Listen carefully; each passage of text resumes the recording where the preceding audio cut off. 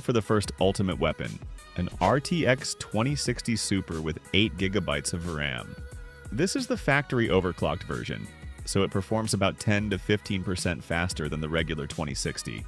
Kind of overkill for a tiny office PC in it, which is exactly why it's perfect. To actually use this GPU, we need an M.2 NVMe to PCIe X16 adapter, since the system doesn't have a real GPU slot. But the downside is that the adapter only uses 4 PCIe lanes, X4, so the GPU will definitely lose some performance. But hey, that's what we're here to find out. So let's test the real performance of this setup across a few games. First up is CS2, and I honestly couldn't believe my eyes. This tiny little machine was hitting around 80 FPS at 2K resolution on very high settings. That's crazy for a $50 office PC. Of course, the GPU is doing most of the heavy lifting, but the CPU is actually keeping things stable from start to finish, which is impressive on its own.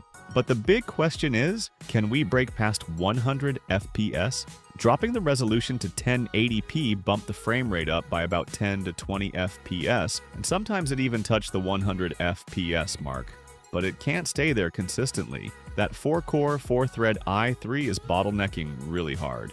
Still, compared to the original performance, where it could barely hit 15 FPS and the game felt like a slideshow, this upgrade is a massive improvement. Next up is Minecraft, running at 2K resolution on the highest settings.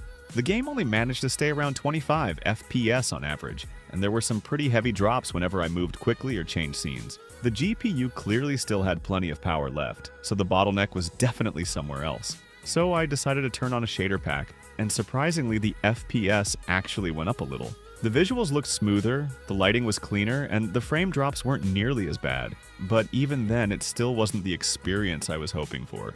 So yeah, it's clear I need to find a different approach if I want this tiny PC to give a truly playable Minecraft experience. Next, I'm swapping out that weak little CPU for an i5-8-4000, a 6-core, 6-thread processor that can turbo up to 4 GHz.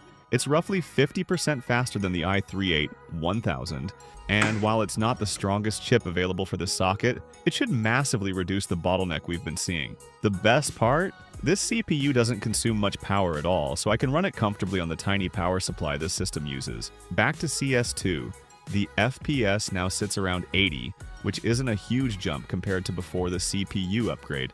But overall, the average frame rate did go up by about 10 FPS, and more importantly, the gameplay feels a lot more stable. The stutters are reduced, the pacing is smoother, and the whole experience is noticeably easier to play.